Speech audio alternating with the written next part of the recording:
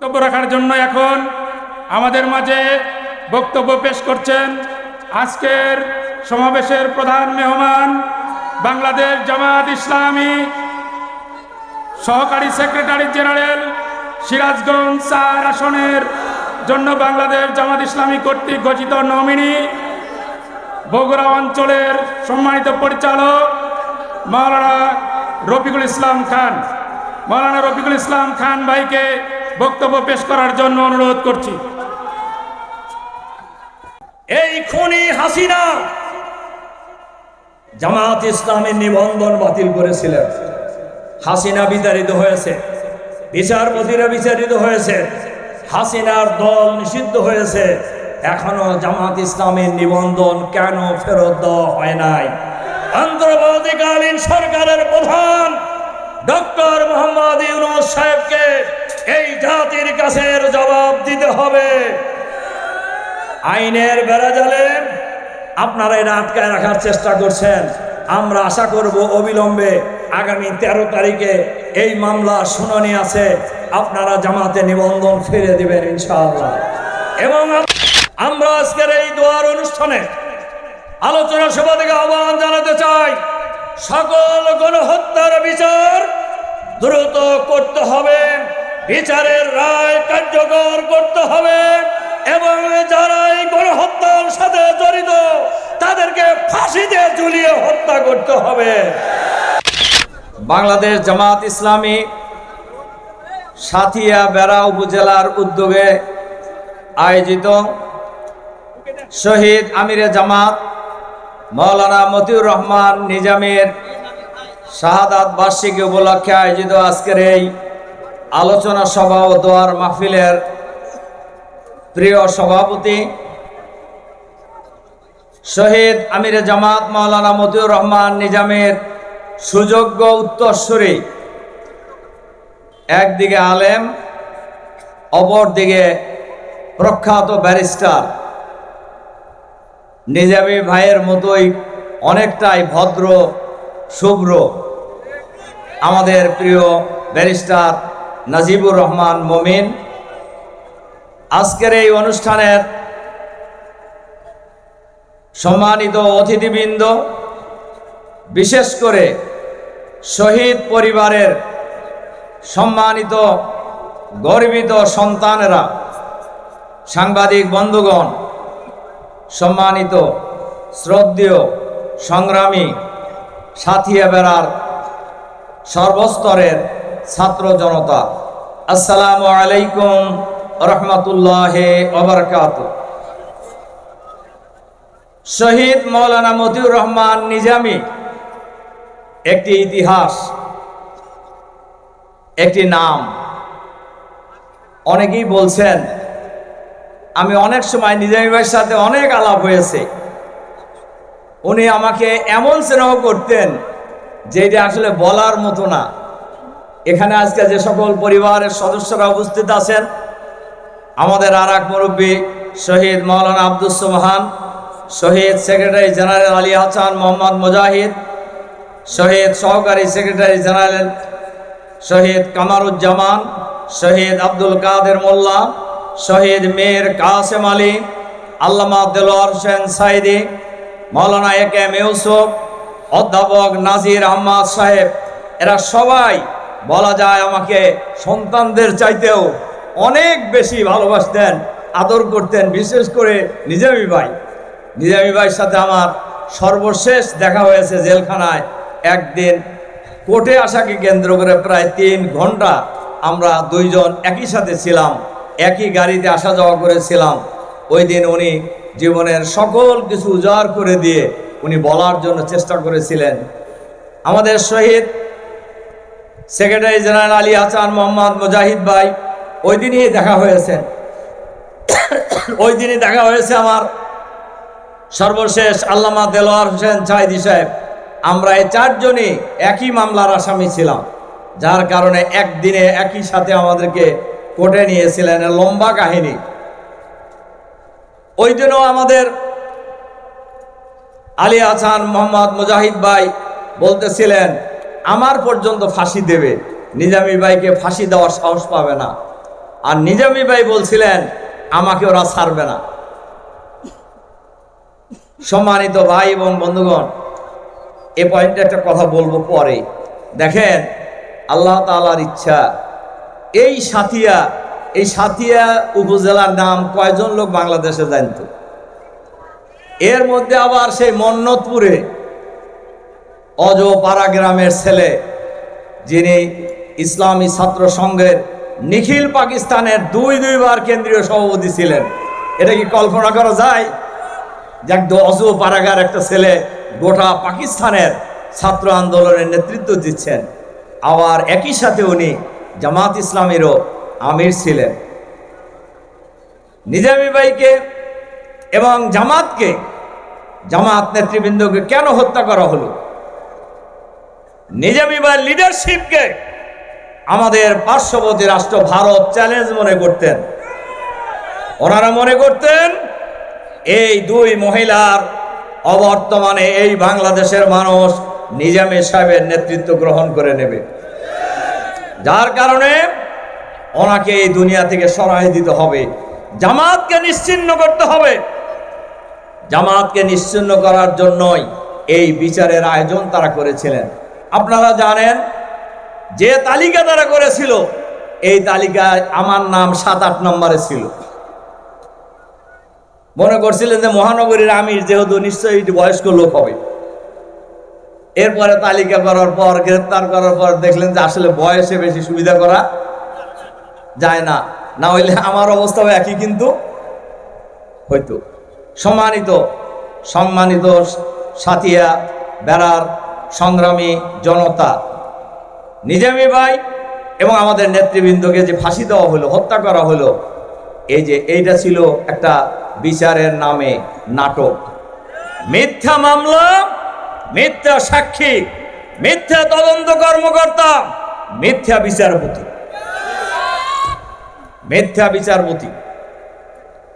আপনারা শুনেছেন ইংল্যান্ডের একটি আদালতে সুপ্রিম কোর্টের প্রধান বিচারপতি বলেছেন, বাংলাদেশের এই ট্রাইব্যুনালের বিচারকে নিয়ে সামনে নিয়ে বলেছেন, অবজারভেশন দিয়েছেন, এটা ছিল একটি বিচারিক গণহত্যা। আর বাংলাদেশের সকল মানুষ মনে করে এটা ছিল একটি রাজনৈতিক হত্যাকাণ্ড, এবং এই হত্যাকাণ্ডের মাধ্যমে জামাতকে তারা নিশ্চিহ্ন করে দিতে চেয়েছিল। কিন্তু তারা কি তা পেরেছে? আমরা আজকের এই শহীদ মাওলানা মতিউর রহমান নিজামীর এই আলোচনা সভা ও দোয়ার মাহফিল থেকে অন্তর্বর্তীকালীন সরকারের কাছে আমরা আহ্বান জানাতে চাই, অবিলম্বে এই বিচার কাজের সাথে যারা জড়িত ছিলেন, বিচারপতি, তদন্ত কর্মকর্তা, সাক্ষী, সবাইকে গ্রেফতার করে বিচারের মুখোমুখি করতে হবে। তার কারণ এরা খুনি। এই খুনিদের গ্রেফতার করে বিচারের মুখোমুখি করতে হবে, নইলে বাংলাদেশের জনগণ এদেরকে গ্রেফতার করতে বাধ্য হবে আগামী দিনে। সংগ্রামী ভাই এবং বন্ধুগণ, শুধু তাই নয়, শুধু আমাদের নেতৃবৃন্দকে হত্যা করা হয়েছে তাই নয়, হাজার হাজার মানুষকে হত্যা করা হয়েছে, গুম করা হয়েছে, ক্রসফায়ার দেওয়া হয়েছে, নির্বিচারে পাখির মতো গুলি করে মানুষ হত্যা করা হয়েছে, এবং লক্ষ লক্ষ মানুষকে কারাগারে আটক করে রাখা হয়েছে বছরের পর বছর। একটাই উদ্দেশ্য ছিল ক্ষমতায় চিরস্থায়ী হওয়া, ক্ষমতাকে পাকাপোক্ত করা। কিন্তু ক্ষমতার মালিককে আল্লাহ তাআলা চেয়েছেন 5ই আগস্ট যে হাসিনা পালাবে, এটা কি কেউ ধারণা করছিলেন? হাসিনা ধারণা করছিল? গোষ্ঠী শুদ্ধ পালাইছে, এটা কি ধারণা করছিল? দেখেন, আমাদের নেতৃবৃন্দের কথা বলি, শহীদ আমিরে জামাত সহ জামাত নেতৃবৃন্দ ফাঁসির মঞ্চে গিয়েছেন, কালেমা পড়তে পড়তে, কোরআনের আয়াত তেলাওয়াত করতে করতে বাতিলের কাছে মাথা নত করে নাই। আমাদের নেতারা পালায় নাই, চাইলে পালাইতে পারতেন না। আমাদের নেতা শহীদ মীর কাসেম আলী আমেরিকায় ছিলেন, উনি তো ইচ্ছা করলে থেকে যেতে পারতেন। আমার এখনো ওনার এই শব্দগুলি বাজে। উনি এয়ারপোর্টে নেমেই, উনি কারোর সাথে আলাপ করেন নাই, চলে আসছেন। উনি এয়ারপোর্টে নেমে আমাকে ফোন করছেন যে রফিক চলে আসলাম। আমি বললাম যে আসলেন তো এটা আগে জানাবেন না, আগে জানাইলে কিন্তু আমি ওনাকে হয়তো নিষেধ করতাম। উনি এটা জানেন। উনি বললেন নিজামী ভাইরা ছেলে আর আমি আমেরিকায় থাকবো, এটা হতে পারে না। এটা বলে উনি হাউমাউ করে ফোনে কান্নাকাটি শুরু করে দিলেন। উনি শহীদ হয়েছেন। উনি আল্লাহর দরবারে অনেক মর্যাদা পেয়েছেন, দুনিয়ায় মর্যাদা পেয়েছেন। আর বাতিলের কাছে মাথা নত তিনি আমাদের কোনো নেতাই করেন নাই। আর আমাদের নেতারা পালাননি। আমরা বলি আপনারা পালাইলেন কেন? আপনারা তো বহু ভালো কাম করছেন বলে বলছেন এতদিন, তো পালাইলেন কেন? খালি কি প্রধানমন্ত্রী পালাইছে? প্রধানমন্ত্রী পালিয়েছেন, মন্ত্রীরা পালিয়েছেন, এমপিরা পালিয়েছেন, নেতা নেত্রীরা পালিয়েছেন, তাদের ব্যবসায়ীরা পালিয়েছেন, বিচারপতিরা পালিয়েছেন, এমনকি জাতীয় মসজিদের ইমাম খতিব পালিয়েছেন বাংলাদেশ থেকে। তারা বাংলাদেশকে একটি ভারতের করদ রাজ্য বানানোর সকল আয়োজন সম্পন্ন করেছিলেন। কিন্তু বাংলাদেশের ছাত্র জনতা জীবন দিয়ে, রক্ত দিয়ে এই ভারতীয় আধিপত্যবাদের সকল পরিকল্পনা জুলাই বিপ্লবে লণ্ডভণ্ড করে দিয়েছে। যার কারণে 5ই আগস্ট শেখ হাসিনা পদত্যাগ করে বাংলাদেশের মাটি থেকে পালিয়ে যেতে বাধ্য হয়েছে। আমরা আজকের এই দোয়ার অনুষ্ঠানে আলোচনা সভা থেকে আহ্বান জানাতে চাই, সকল গণহত্যার বিচার দ্রুত করতে হবে, বিচারের রায় কার্যকর করতে হবে এবং যারা এই গণহত্যার সাথে জড়িত তাদেরকে ফাঁসিতে ঝুলিয়ে হত্যা করতে হবে। ফ্যাসিবাদের যারা দোষর সরকারের ভিতরে বাইরে আছে তাদেরকেও চিহ্নিত করে বিচারের মুখোমুখি করতে হবে। আমরা লক্ষ্য করেছি অনেক ফ্যাসিবাদের দোষর শার্ট পরিবর্তন করে, এখন জায়গা পরিবর্তন করে জুলাই বিপ্লবের সহযোদ্ধা হওয়ার চেষ্টা করছেন। যাদের কাছে তারা আশ্রয় নিয়েছেন আপনারা তাদেরকে আশ্রয় দিয়েন না। যারা এই ফ্যাসিবাদের সাথে দোস্তি পাকাবেন, বন্ধুত্ব করবেন, যে কিছুর বিনিময়ে হন না কেন আপনাদেরকেও একই কাতারে আগামী দিনে দেখবে বাংলাদেশের মানুষ। বাংলাদেশের মানুষ আর কোনো ফ্যাসিবাদ কায়েম হতে দেবে না। বাংলাদেশের মানুষ বাংলাদেশে আর নতুন কোনো ফ্যাসিবাদ আমরা প্রতিষ্ঠিত হতে দেব না ইনশাআল্লাহ। এর সাথে সাথে আজকের এই আলোচনা সভায় আমরা আহ্বান জানাতে চাই, 26 লক্ষ মতান্তরে 28 লক্ষ কোটি টাকা এই ফ্যাসিবাদী শাসন আমলে বিদেশে পাচার করা হয়েছে। আমরা আজকের এই আলোচনা সভায় আহ্বান জানাতে চাই, অবিলম্বে এই পাচারকৃত টাকা ফেরত আনতে হবে এবং পাচারকৃত ব্যক্তিদেরকে চিহ্নিত করে বিচারের আওতায় নিয়ে আসতে হবে। তাদের এই বিচার শেষ করতে হবে আর প্রয়োজনীয় সংস্কার করে আগে স্থানীয় সরকার নির্বাচন, এরপরে জাতীয় সংসদ নির্বাচন দিতে হবে। আমরা বাংলাদেশের জনগণ যেন তেন প্রকারের নির্বাচন করে কাউকে ক্ষমতায় বসানোর এই রাজনীতি বাংলাদেশের মাটিতে চলতে দেবে না ইনশাআল্লাহ। এই দেশ কারোর বাবার দেশ নয়, এই দেশ কোনো পরিবারের দেশ নয়। এই দেশ বাংলাদেশের 18 কোটি মানুষের দেশ। এই দেশের 18 কোটি মানুষ সিদ্ধান্ত নেবে আগামী দিনের বাংলাদেশ কারা পরিচালনা করবে ইনশাআল্লাহ। বাংলাদেশের গ্রামে গঞ্জে, শহরে, নগরে, বন্দরে, বাংলার প্রতিটি প্রান্তরে, চাষতল থেকে সচিবালয়ে স্লোগান উঠেছে, সব দল দেখা শেষ, জামায়াত ইসলামীর বাংলাদেশ। এই স্লোগান শুনে অনেকের শরীর একটু গরম হয়ে যেতেছে। গরম হোক, কোনো অসুবিধা নাই। বাংলাদেশের মানুষ এই স্লোগান বুঝে শুনেই দিতেছে। কাজেই আমরা আজকের এই দোয়ার মাহফিলে আমাদের নেতা, যাকে আল্লাহ তাআলা এখনো জীবিত রেখেছেন, যাকে ফাঁসির অর্ডার দেওয়া হয়েছিল, এটিএম আজহারুল ইসলাম ভাইকে এই মুহূর্তে মুক্তি দিতে হবে। আর এই খুনি হাসিনা জামাত ইসলামের নিবন্ধন বাতিল করেছিলেন।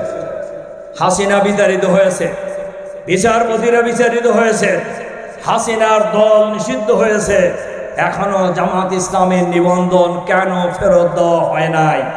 অন্তর্বর্তীকালীন সরকারের প্রধান ডক্টর মোহাম্মদ ইউনূস সাহেবকে এই জাতির কাছে জবাব দিতে হবে। আইনের বেড়াজালে আপনারা এটা আটকায় রাখার চেষ্টা করছেন।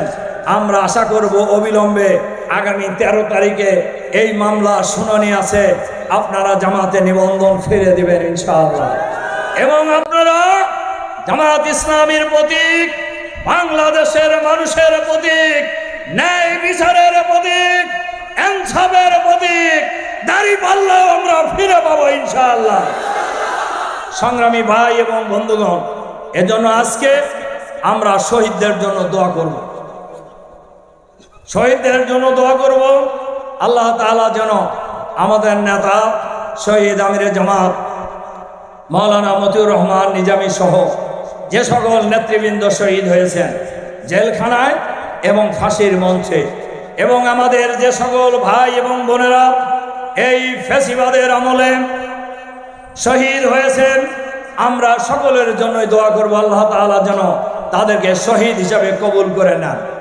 আল্লাহ তাআলা যেন শহীদ পরিবারের সদস্যবৃন্দকে তার ছায়ায় আশ্রয় দিয়ে, নিরাপত্তা দিয়ে, রহমতের চাদর, বরকতের চাদর দিয়ে আচ্ছাদিত করে রাখেন। আর শহীদদের রেখে যাওয়া এই দল জামাত এবং শিবিরকে আল্লাহ তাআলা যেন তার নিরাপত্তার চাদর দিয়ে আচ্ছাদিত করে রাখেন। আর তাদের যে স্বপ্ন, আমাদের প্রিয় জন্মভূমি 56,000 বর্গ মাইলের বাংলাদেশে আল্লাহর আইন এবং সত্যকে শাসন কায়েমের যে স্বপ্ন, সেই স্বপ্ন বাস্তবায়ন না হওয়া পর্যন্ত আমরা রাজপথ ছাড়ব না ইনশাআল্লাহ। ইনশাআল্লাহ আমাদের লড়াই চলতেই থাকবে যতদিন না বাংলাদেশের জমিনে আল্লাহর আইন এবং সত্যকে শাসন কায়েম হবে ইনশাআল্লাহ। বাংলাদেশ জামাত ইসলামী বাংলাদেশে একটি চাঁদাবাদ মুক্ত, সন্ত্রাস মুক্ত, নৈরাজ্য মুক্ত, দুর্নীতি মুক্ত, দখলবাদ মুক্ত, আধুনিক মানবিক ইসলামের কল্যাণের বাংলাদেশ কায়েম করার লড়াই করছে। আমাদের লড়াই চলতেই থাকবে। হয় বাংলাদেশের জমিনে আল্লাহর দ্বীন বিজয়ী হবে, নইলে আমরা লড়াই করতে করতে শহীদ মাওলানা মতিউর রহমান নিজামী, মাওলানা আব্দুল সোবহান শহীদ নেতৃবৃন্দের পথ ধরে আল্লাহর দরবারে আমরা উপস্থিত হয়ে যাব ইনশাআল্লাহ। মাঝখানে কোনো বিরোধী নাই। আর সর্বশেষ কথা বলতে চাই, বাংলাদেশ জামাত ইসলামী শহীদ মাওলানা মতিউর রহমান নিজামী যে জায়গায় নির্বাচন করতেন, উনি বেঁচে থাকলে উনি এই আসনের প্রার্থী ছিলেন, আমাদের থাকতেন। ওনারও বর্তমানে জামাত এই আসনে বেড়া সাথিয়ার